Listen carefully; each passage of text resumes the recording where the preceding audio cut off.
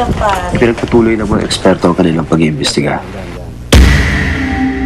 Sa ibaba ng tore, may nagpapapansin di umano kina Ana at Alex na isang elemento na wari pumipigil sa kanila na pasukin ang tuktok ng lighthouse. Ano siya, oh? Nakatayo siya dun, oh.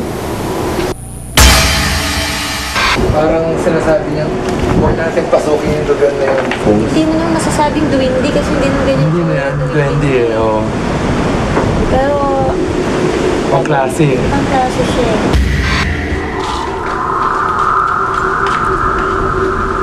Sunod naman na pinasok ng dalawa ang museum ng lighthouse. Ayan po.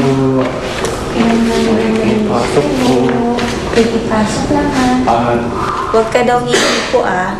Ayaw ng matandang nagugulo yung mga inayos niya.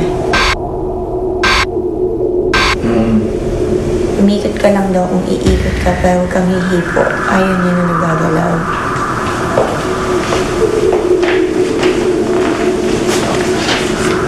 Yung bata sumusunod sa'yo, Kuya Alex. Alam ko.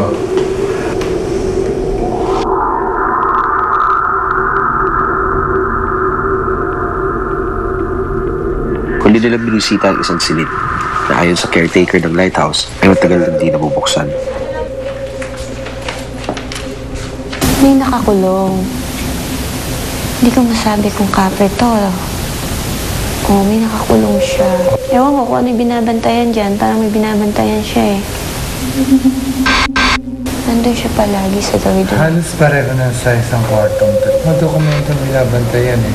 Ang dami pa siguro dito mga artifacts na hindi pa masyado na ilalabas na napag-aaralan. Mga antique na papeles, yung ganyan. May sikreto ang lighthouse na to eh. Meron. Sa huling silid, tila pinakikiramdam ang mabuti ni Alex kung ano ang nasa loob nito. Parang may umiiyak. Oo. Nagkakagulo sila. Matapos libutin ang loob ng lighthouse, sinabi ni na Alex at Ana na wala raw dapat katakutan sa loob ng gusali.